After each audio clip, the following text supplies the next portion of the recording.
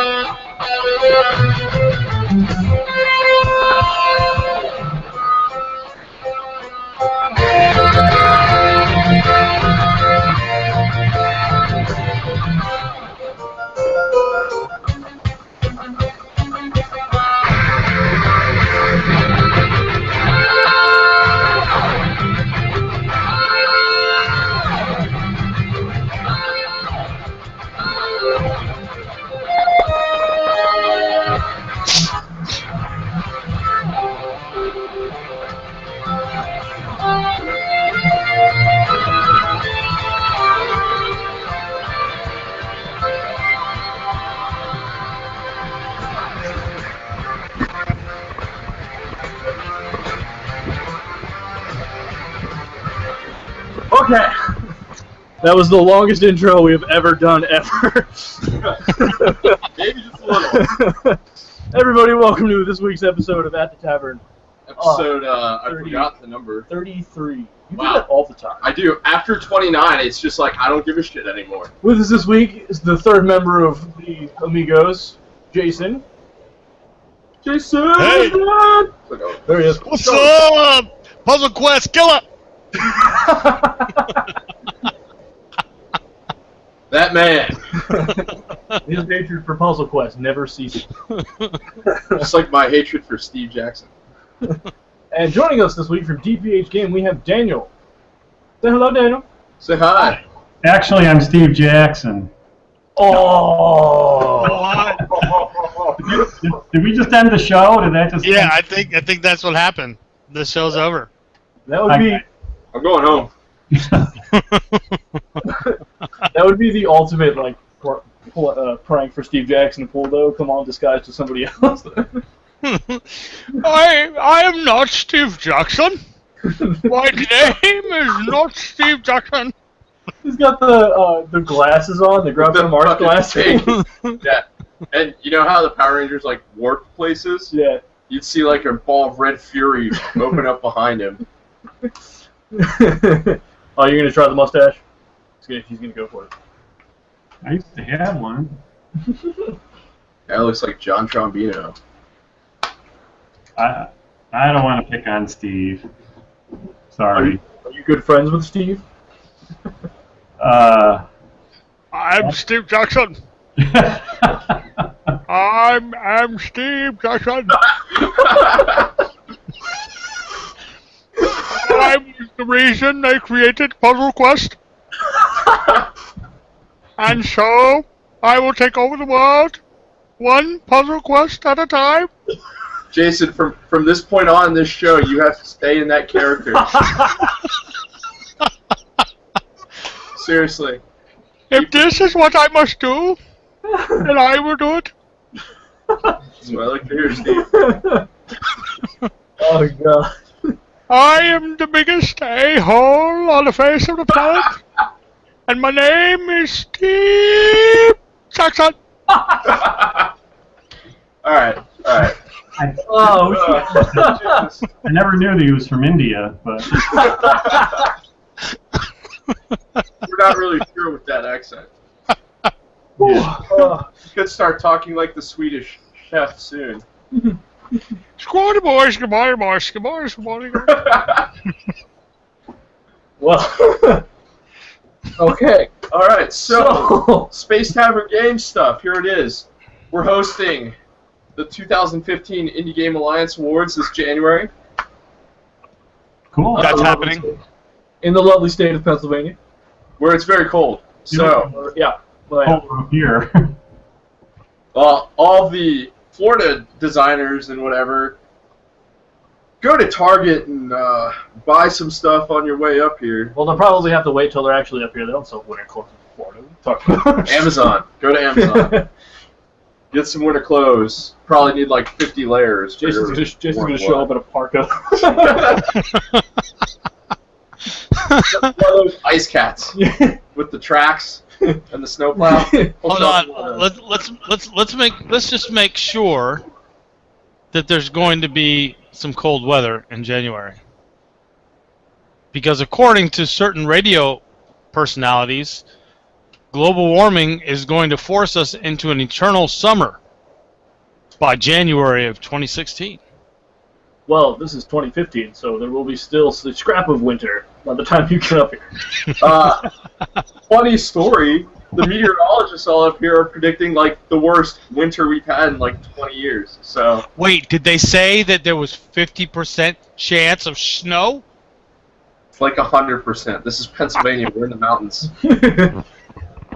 We always get snow. 50% chance of anything is what they say that there's going to be. So they have a 50% chance of being.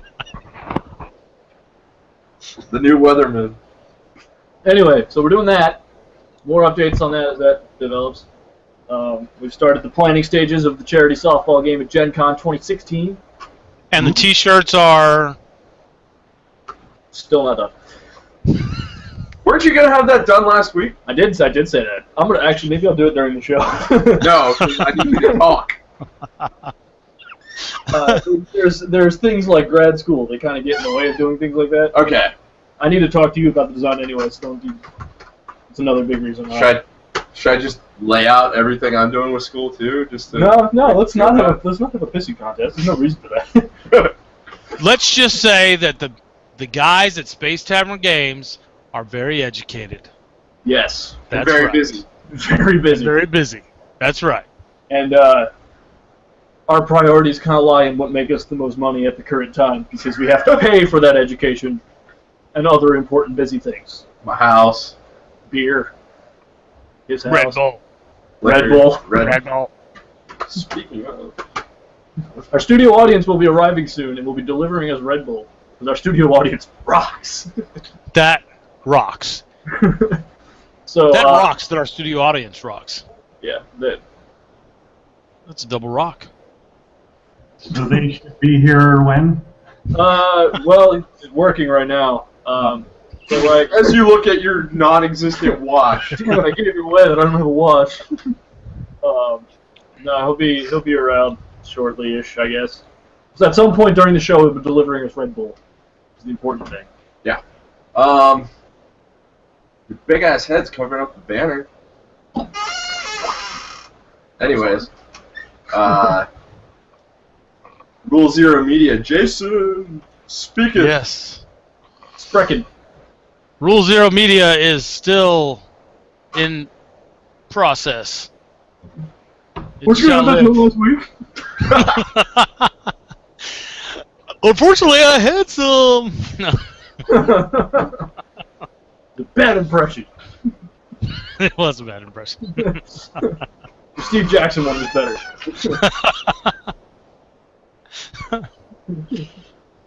Anyway, continue. Still in process? Anything else? No, it is still in process. There is a ultra secret, super mythic rare goings on that we can't talk to you guys about right now. But STG will tell you eventually. As soon as we're allowed to. Yeah. As soon as the men in black standing outside this door preventing me from saying anything allow me to say anything. I'll barricade the doors. I melee like Men in shotgun. Black work for Steve Jackson, don't they? Yeah, they do. They do.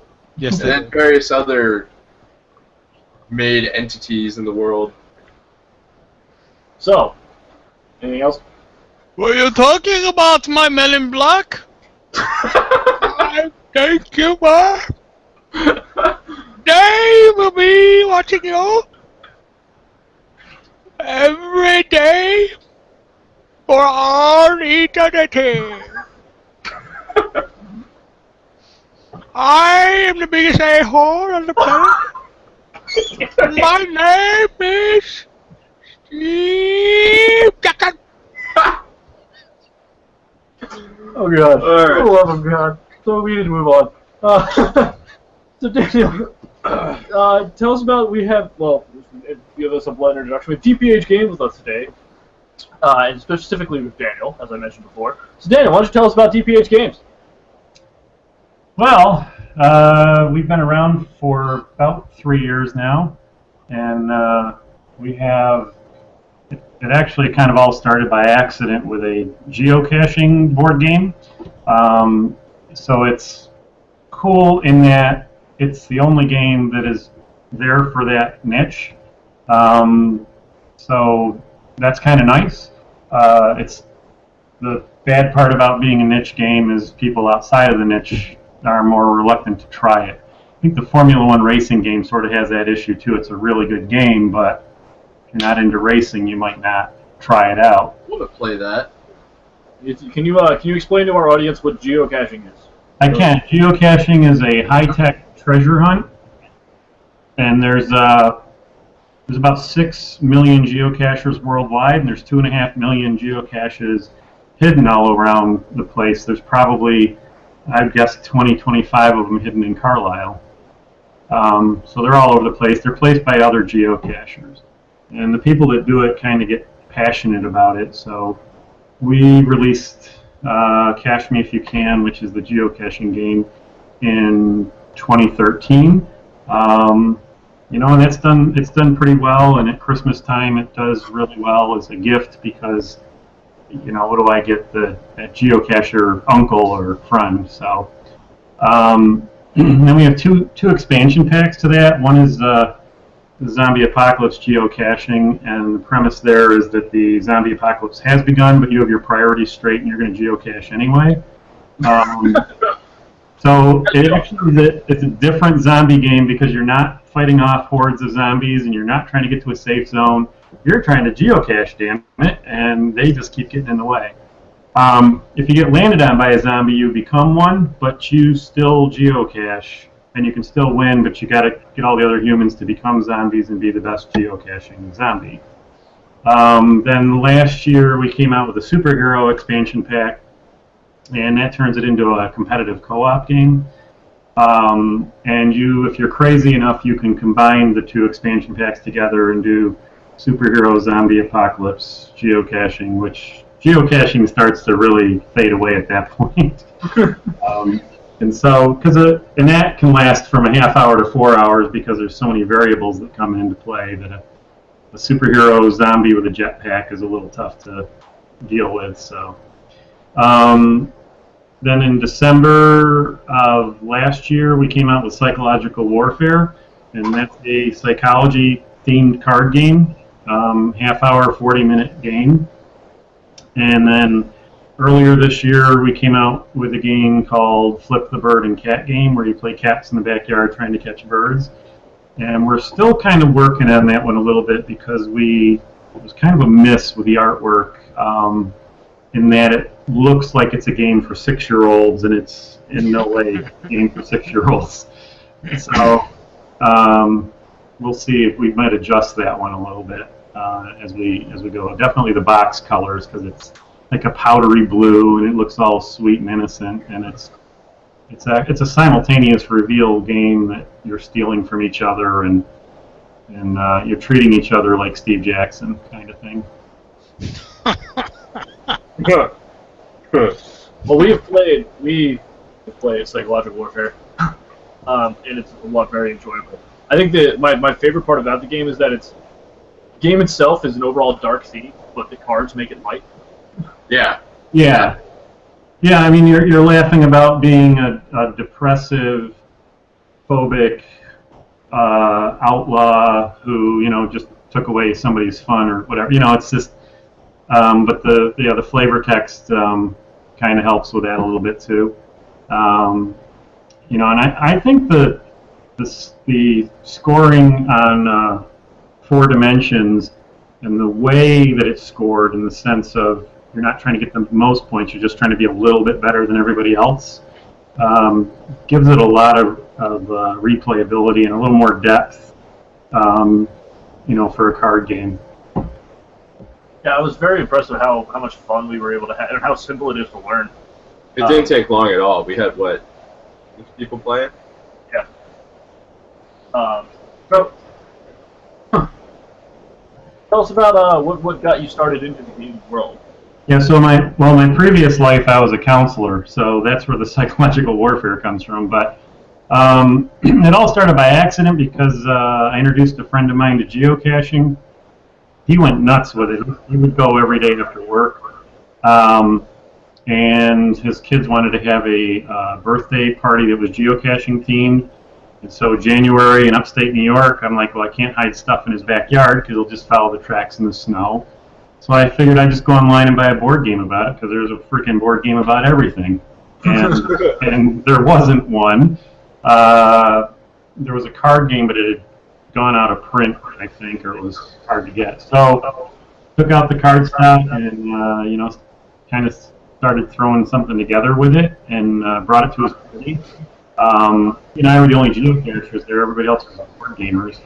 And when they got done, they said, you need to do something with this because this is a pretty cool mechanic. And so we started going to gaming conventions, and I got really lucky, and it ran into Dallas Hogue, who used to work for Mayfair Games, and he kind of took us under his wing and asked us tough questions and stuff, and really brought the game to where it is now.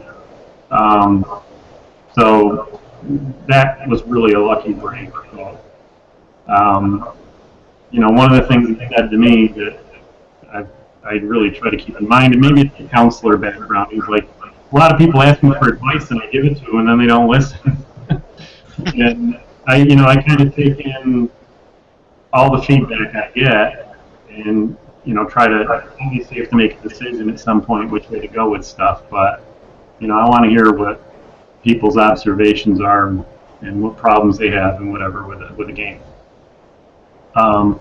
So we ended up going out and getting shareholders and starting a company, and so we have 10 shareholders in the company, and they're really great, really supportive. And they, in the beginning, said, "Are you just going to develop a game, or do you want to develop a company?" And so, company was the goal. Where we're really lucky is there is no other card game about psychology directly. I mean, all of them use psychology, but not one that takes it head on. And there's no other game about geocaching. So it's kind of nice that I can go to geocaching events, I can go to psychology conventions and be the only game in town, pardon the pun. Whereas you guys know how hard it is to, try to sell a dungeon crawler or a pirate game or whatever, because what sets you apart, and it's tough. It's a little tougher. Yeah. So I guess basically. You said like geocaching is a niche. Yeah. How are you able to incorporate the idea of geocaching into a game? So basically the game simulates the experience of searching for caches.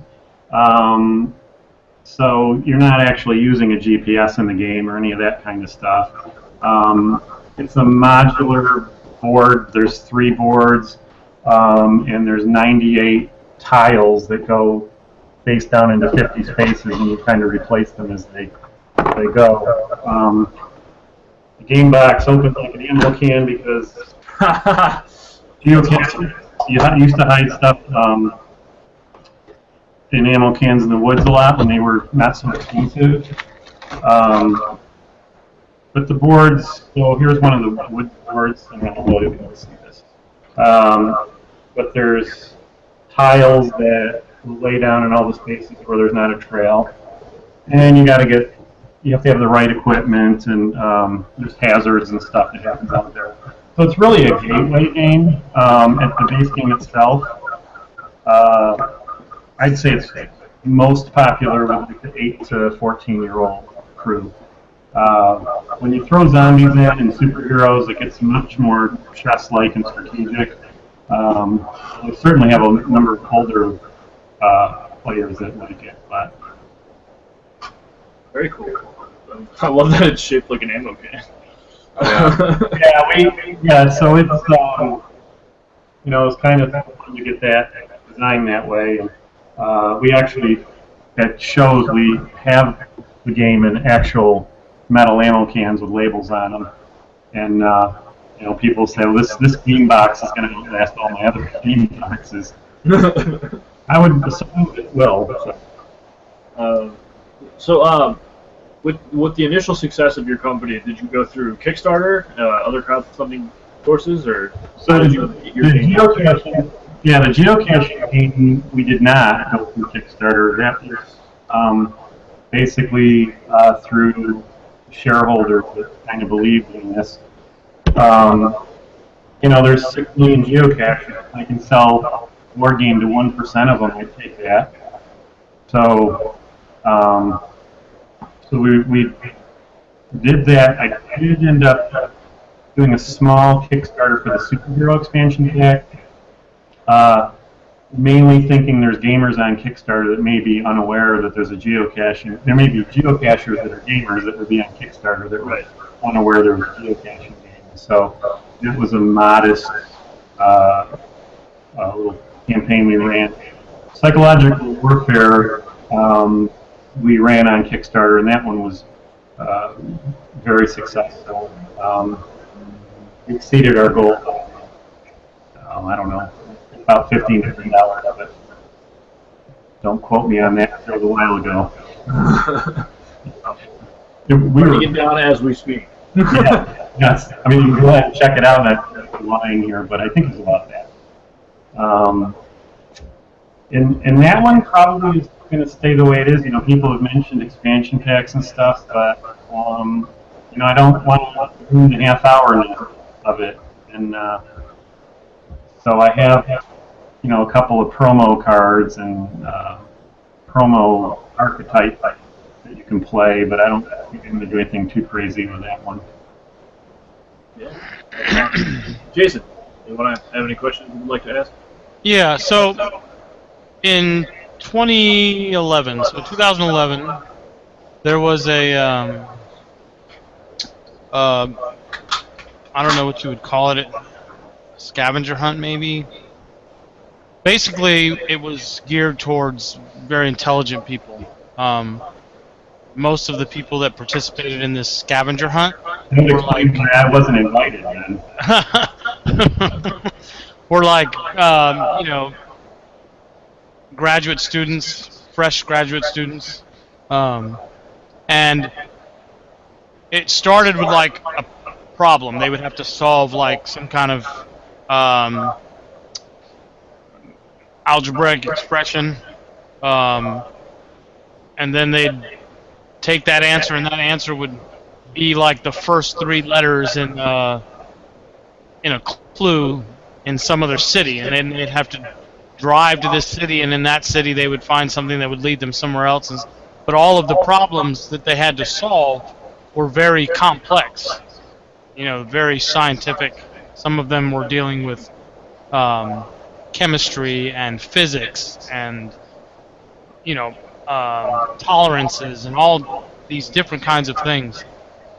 But in geocaching, since everything is based on finding something you're searching for, would an expansion of something to that regard that I just mentioned be something your game could use? Well, so the couple of the things you mentioned are actually types of geocaches. So one of them is called a puzzle cache, which you have to solve a problem in order to get the coordinates to find out where the cache is. And there's a severe range of difficulty.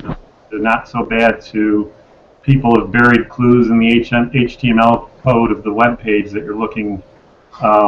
It's a pretty wide range of crazy.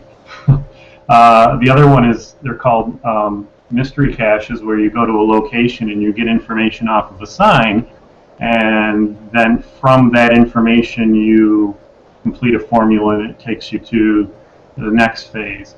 And then there's multi-caches, which you go to stage 1, it gets you the coordinates to stage 2, which gets you the coordinates to stage 3, which may be the cache.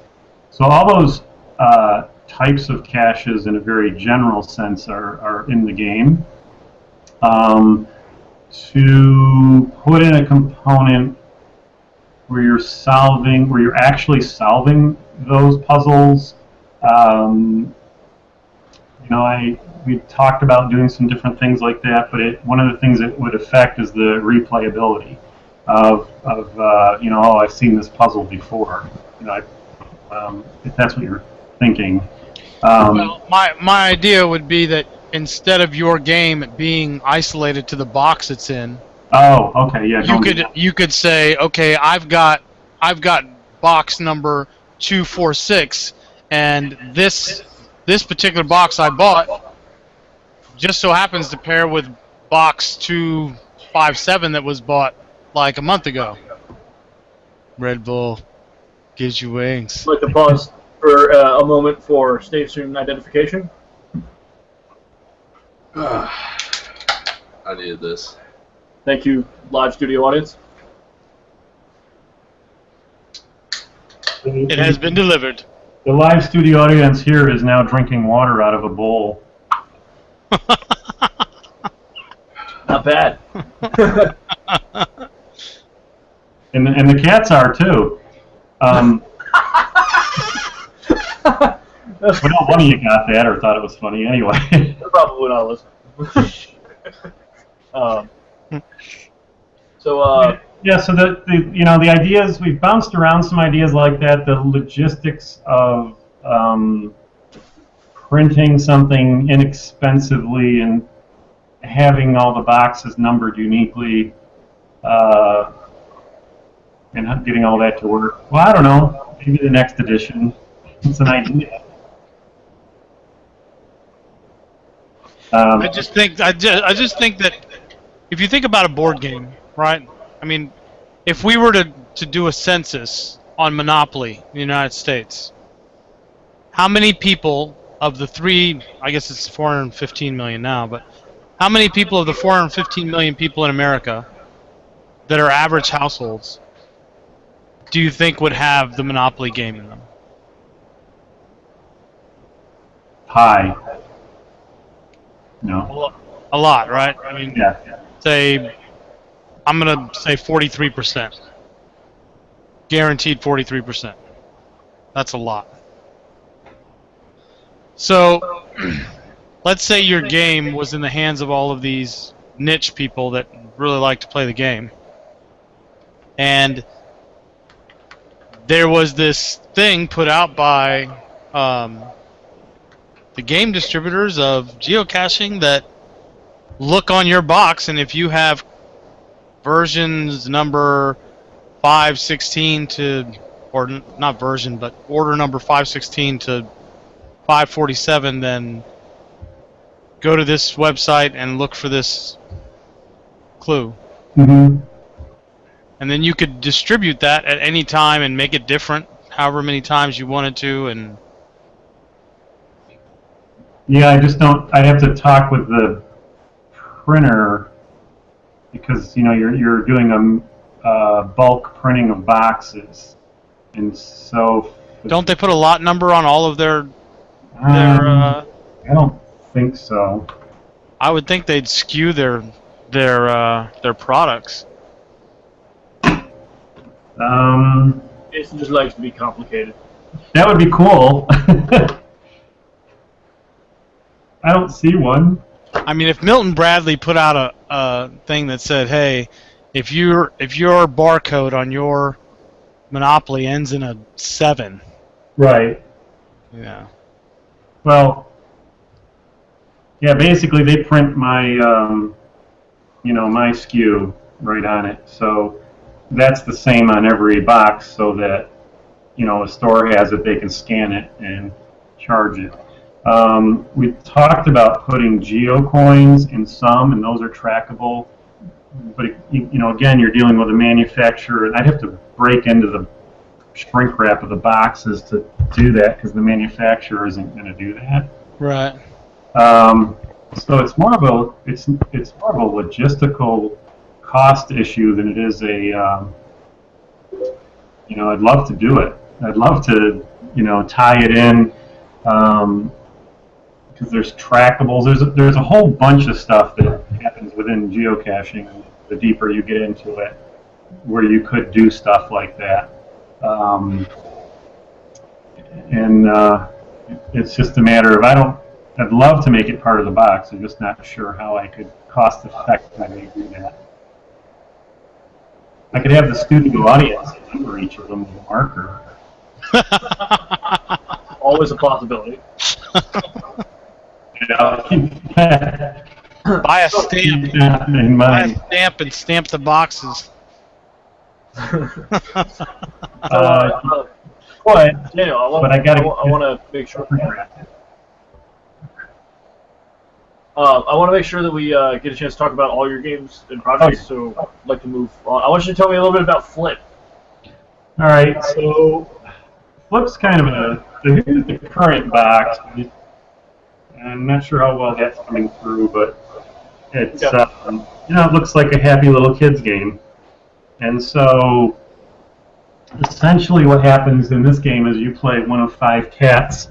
It's a 3 to 5 player game.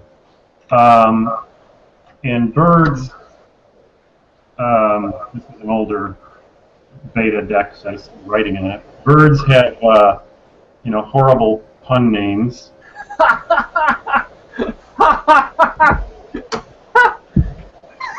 It's a wash of woodpecker. Yeah. Scarlet Johansson. Wonderful. Oh man. You're pretty bad, Geese Witherspoon. Then we get into the the literary characters. Oh, Edgar Allan, that's amazing. And then, of course, I think you're gonna like that one, but. Steven Seagal. Well, anyway, Steven Seagal. So what happens is these guys come out into the center of the table. There's a card that sits out in the table. Sorry, this is backwards to move it around. And you flip birds and set them around these locations. And so each of us is playing a cat. We have the same exact cards, and you're not actually really going to ever discard them. So you choose a location and an action. So the location, if you're going to target a bird, is around the bird bath, that kind of thing. Larger birds have to be stalked first, then you can catch them. Once you catch them, you can play with them to double their enjoyment value, and once you eat them successfully, you get the points. But you can also steal from other cats, and you can taunt other cats. So it's a programming game in that you program out 2 rounds. So your round 1, you play 1 card face down. Round 2, you play 2 cards face down. After round 1 resolves, then you'll choose one of the 2 face down cards to play for round 2. So it eliminates dead moves in the second round. What happens is it's kind of a hard game to explain, and why it's so much fun. But you're basically secretly targeting. It's kind of like a crazy rock paper scissors. And so you're just messing with each other's minds, trying to figure out what everyone else is going to do. You simultaneously reveal and like, hey, why is everybody targeting me? And so then it all resolves out. A bird can get stolen, 3 times in one turn if everyone does a steal on someone else. So it's a game that we haven't had out very long, so I'm probably not explaining it as best as I could, but we wanted to do something kind of opposite of psychological warfare, in the sense that psychological warfare, all the cards, a lot of the cards play differently and do different things, have different effects. In Flip, everybody has the exact same cards. It's up to it just basically comes down to how you play them and how well you anticipate or bluff other people in their actions. So, bless you. Thank you. Sorry. So, that's one I'll have to send down to you guys sometime. Maybe you can do a better job of explaining it, but it's, I've played it on a lot of college campuses up here, and, the college students have had a really great time with it. It's just our box makes it sort of look like it's for 7-year-olds, and it's not really, Well, minor tweak thing. Yeah, I think so. Well, one of the problems is the word flip is so huge that you don't even see the bird in cat, so they don't catch it. It says flip the bird. And they see flip, and flip makes you think of like flipping, tiddlywinks or something. Yeah. So we're reworking that. We had, a couple other suggestions, but one of them I probably can't say on air. So. Middle finger? You say all sorts of shit on air, man. Yeah.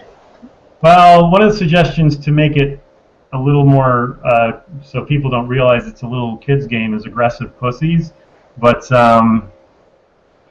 yeah, I actually second that.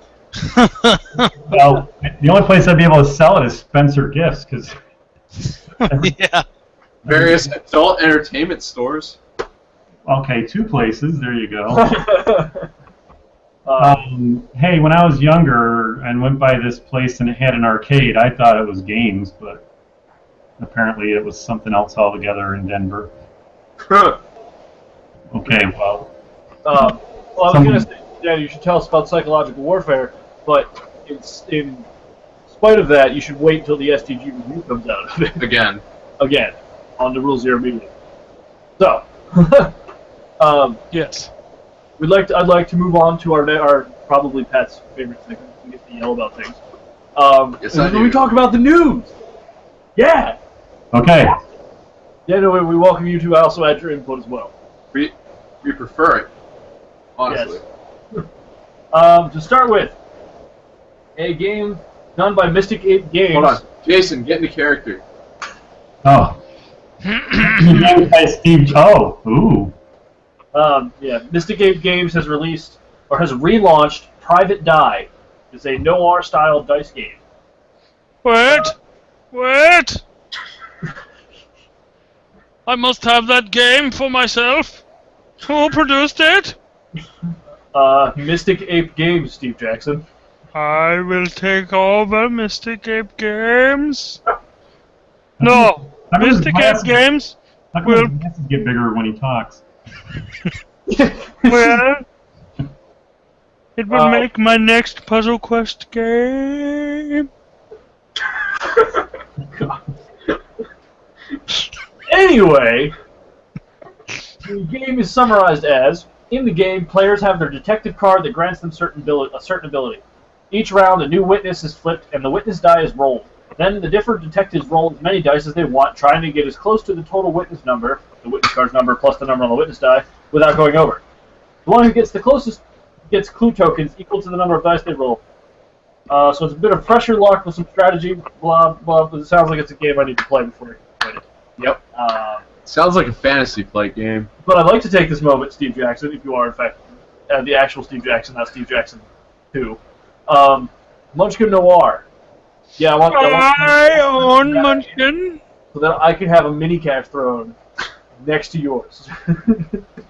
I own all Munchkin. I'm gonna shiv you. You're telling me if Steve Jackson was like, hey, I'm gonna make Munchkin Noir and get credit to Space Tavern Games. Gonna make $1 billion. You're not gonna be happy about that? When I hand you a check for multiple millions of dollars, you're not gonna smile? He's tormented. Don't make that man sell out on national television. National Internet Vision. I will make him sell out in a closed room Can we answer this? while he plays all of my Munchkin games. Oh, God. Probably hang myself with my moving belt on. in that room. Moving on. Trove, which we are reviewing. Trove, the Crystal Caverns Adventure board game, is on Kickstarter. Goof? Not for long. I back will own there. it soon. It's It will be mine. awesome. It's really hard to compete with It Steve. also doubles as placemats Yes, for your does. dinner table. because they're laminated and they're really actually pretty high Big. quality. Yeah. Yeah. I so- will place my name upon the box, and all manner of gamers will buy it. I'm blaming this on you. I'm enjoying it. I think it's my fault. Sorry. Fantasy Flight has released the Force New rulebook. Awakens, the Force Awakens starter set for the X-Wing miniatures game. Which looks awesome. Looks pretty dope. I am Steve Jackson, and I officially say that I hate Star Wars. Another reason I hate you, Steve. Drive your fucking car off the cliff.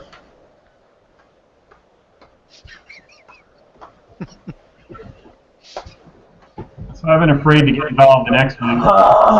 It looks pretty cool, but I don't want to take out a loan to, keep buying ships and stuff. Yeah, you get like 3 ships in the starter set, and you're like, I gotta buy all these so that I can diversify. Yeah. And then before you know it, they're repoing your house. $200 Death Star. Oh man, can you imagine how big that would be for that game if they decided to produce Oh, that? I've seen it, actually. What? I've seen it. They had one. I saw it at Mepicon in Scranton. Trying to remember which game store was selling it. I'm pretty sure. You're looking at me like I'm crazy. I'm looking at you like I want to see that. Yeah. He had a package deal. It was going to sell it for $100. It was a Death Star and something else that was No, massive. it's not Armada, dude. That'd be too huge. If that was scaled for Armada, that would be the size of the table. Yeah, it was about the size of. If they scaled it for X-Wing, it would be the table. No, it wasn't. It was probably I will control the world. the size of a globe, like a regular globe. So what, 14 inches diameter, 16? I'm Steve Jackson, and Good my lord. balls are as big as the Death Star. Or I could have hallucinated Mepicon and. Or it was somebody's handmade creation. Because No, it was a game store selling it. it might have been somebody's edition, because I don't see anything. Yeah, maybe it doesn't exist. I could find out. I believe that it exists. We believe you. Oh, all right. We're not seeing it as an official expansion official game piece. or game Yeah. piece. I'm gonna check with the guy I was with because he was all into it and make sure. Oh, wasn't the Death Star? It was I don't know. It was just a small move. Yeah, it was a landmine. That's no move. Well, when you find it, if you find any pictures of it, let us know, because I want to see that. Sounds awesome. Yeah, I should have taken a picture of it then. Cool. But I mean, then you'd have the Death Star 2 Death Beam was more accurate and could target smaller ships. The Death Star 1 was pretty inaccurate. That's why it would only destroy planets. Only. Speaking of X-Wing, What? Wave 7 is now out, Oh yeah, Which Wave includes- 7's sick. which includes the YV666, the Kickrex, the K-Wing, and the TIE Punisher. Yeah. The TIE But Punisher. the K-Wing looks pretty sick itself, dude. Yeah, but look at that! Look, there's 4 bomb pods on the TIE Punisher. 4 bomb pods. Yeah. That's nuts. I mean, that's really when they stop trying, when they start adding just more bomb pods to the They're TIE like fighter. the Star Wars Super Punisher is just going to be all bomb pods with Just a all with a bubbles. cockpit. All cockpits. I think I should show up with a set of like World War I biplanes and stuff. And That'd be say, awesome. okay, I'm ready. You guys see the F-35 lost a dogfight to the Red Baron? And Yeah. When did this happen? It was a mock dogfight, Oh, all right. It's like, proving how crappy the F-35 Lightning II is. It's like building. It's like essentially like building the second Death Star. or how good the Red Baron is. I mean, let's face it, okay? The engineering costs and production costs into this plane alone have made it the world's most expensive fighter jet ever. And there has been nothing but problems with this hunk of shit that they strapped wings to and a General Electric power plant engine to it. And they're phasing out the F-16, which is arguably a way better fighter aircraft as opposed to the F-35 Lightning II. With all the money they're putting into the F-35 Lightning II project Jason went by, they could just buy F-22s. Vector thrust. Hello. But it doesn't have VTOL capability. Who cares? Exactly. Thank you. Maybe they could take the wings off of it and save a few bucks. What, like, I think like a panel off of an F-35 costs more than the house we live in. Probably. So Jason disappeared. That was weird. I'm actually glad that Steve Jackson no longer is with us. Missing Jason, though. Yeah. Probably him. Where's Jason out of? He's out of Florida, actually. Oh, okay.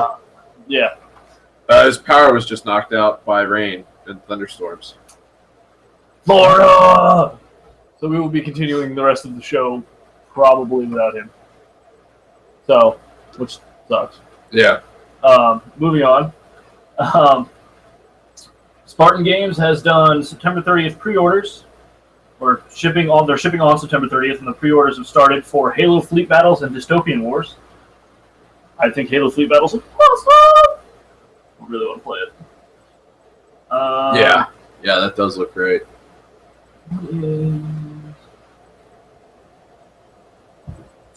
There's a game online called Tabletoptopia. The first time I've ever heard of it, but it looks really interesting, so I'm actually going to look into what it is. Tabletoptopia.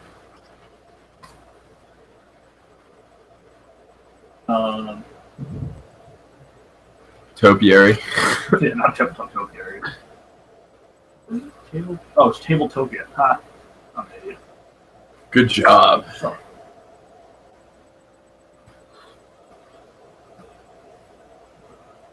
Tabletopia is a digital platform for board games. Tabletopia, you can play popular board games with your friends online in an experience almost like gathering around a real table. Almost. Almost. Game publishers and publishers can easily bring their games in the digital realm, and everyone can create and test their own board games at Tabletopia. That's pretty sweet. It's on Kickstarter right now for anybody who's interested. I mean, the thing that I like about board games and card games, though, is sitting around that table and face-to-face interaction with people. Stogie. Yeah. Or, having a brewski. Having a brewski.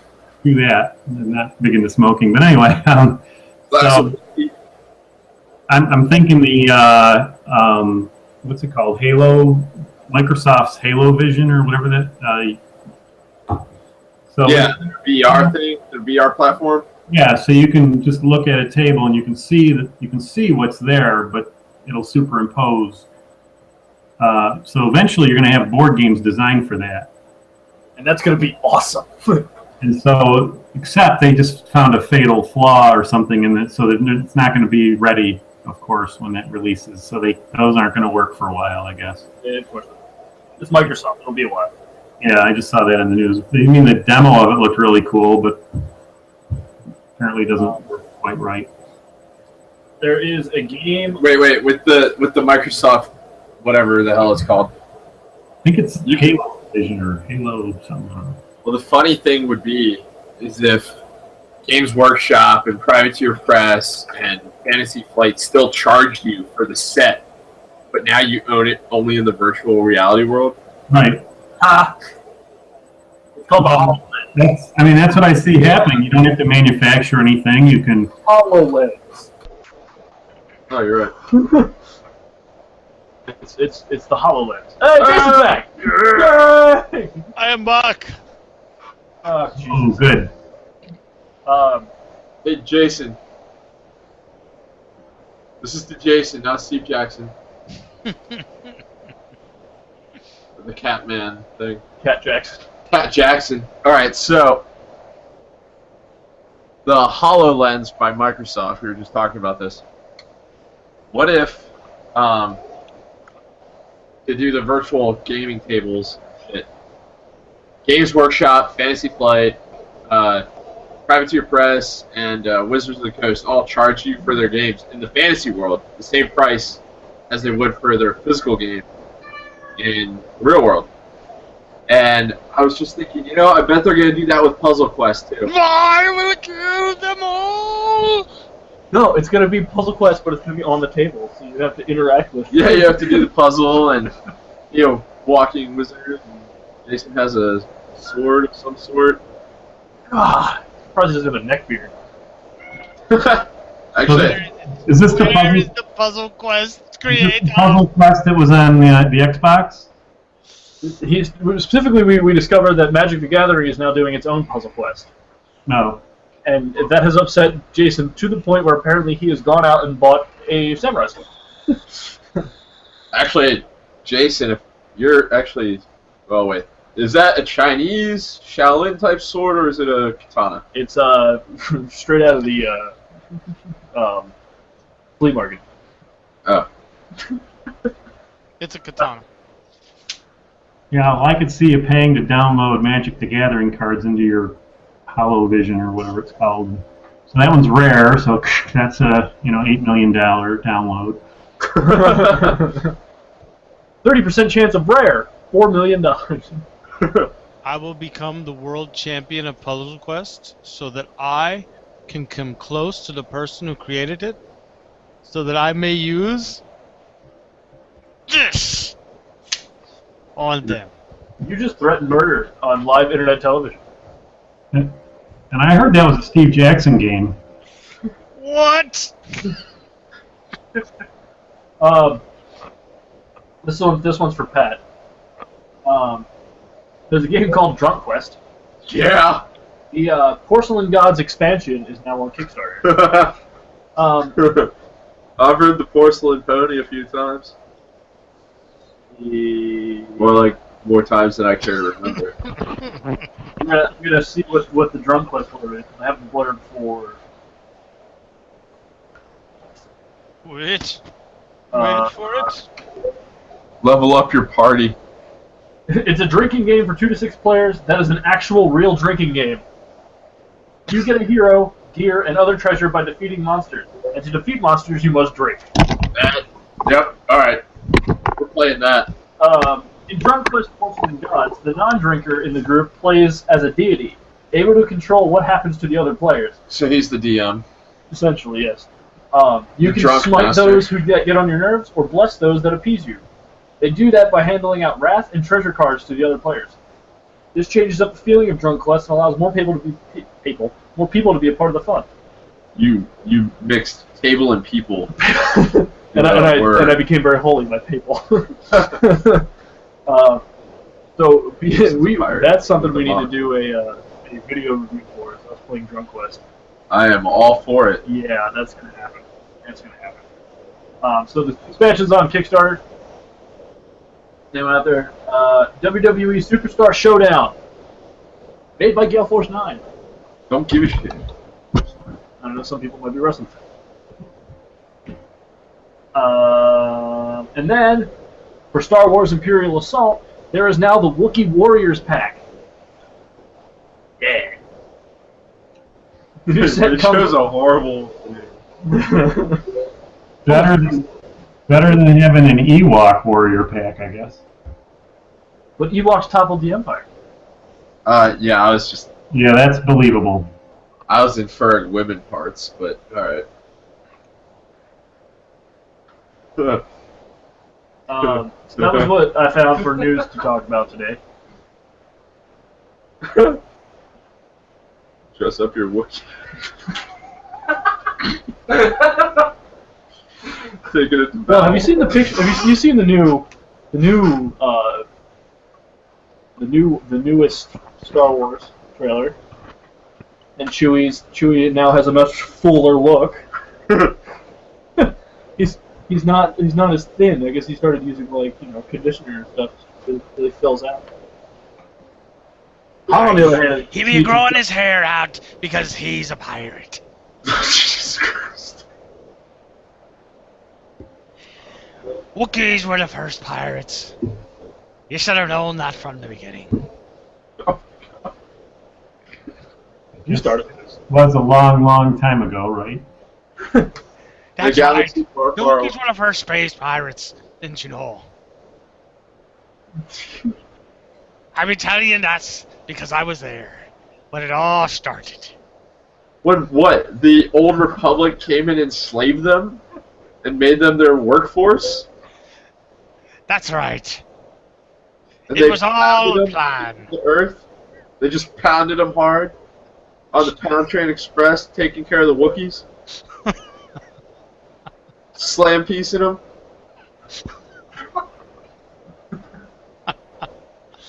This has got out of hand. They shaved them down? God damn it! Some like I'd it rather waxed. not. Nobody be shaving down a Wookiee. Have you ever seen a shaved Wookiee before? Yeah, I have. Multiple times. All right, Aspir the pirate. Stop talking about shaving other men's Wookiees. No, it's a women's Wookiee. Women have Wookiees, dude. Not dudes. Ah, a cat! Another euphemism for Wookiee. Very good. I really wish your cat. I'm gonna have a cat named Wookiee now. Big cat just for that. I have a cat named Hobbs. And he's orange. Okay, so do we have anything important else we should talk about? Other than what shaved. Care of a Wookiee. Next week's episode will feature a full segment on your care for your Wookiee. Oh God. From shaving to delousing. Speaking of, I can tell you about that. God, seriously. High school, right? No, don't even know what to say. Thanksgiving, senior year. Do Wookiees get actual crabs? Yeah. I mean, they're actual crustaceans. So I go to work the next day after this party. And I'm standing there and I'm like, man, that itches. Bad. Walked across to the Walgreens, bought a razor, a fucking gallon of bleach. Went back, went to the part of the building that wasn't being used. Took care of business, dumped bleach on that thing. And problem solved. Problem staying solved. Space Tavern Games leads the way. And forever now, Pat's junk is blonde. No, nothing grows there. Pulled out some lighter fluid later on. Yeah.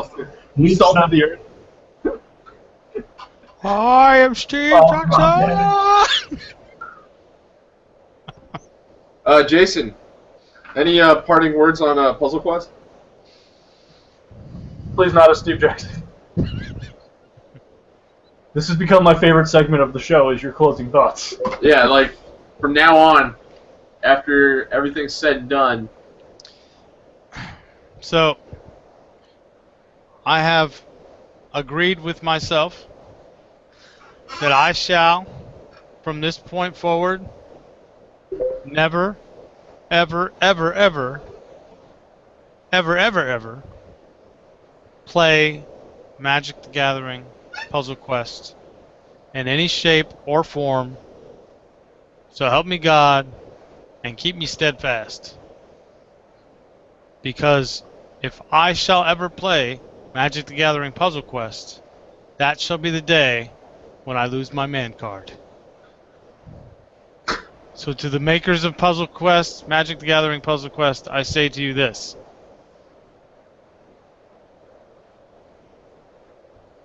Double middle finger.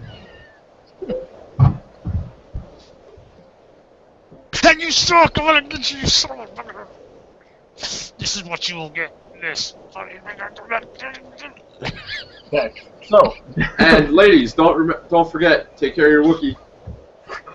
It's been at the Tavern episode, whatever. Thank you, Daniel, for coming on. Yeah, that was downhill fast, didn't it? We we hope that you will come back to Space Tavern Games here in the future. We really hope you weren't too offended. No, I wasn't offended. Just hard to You now understand. hard to compete with Steve Jackson. And you're welcome back to the tavern at any point. This has been episode 33. Take care of your Wookiees. You sandbagging sons of bitches. Good night. We'll see you next time.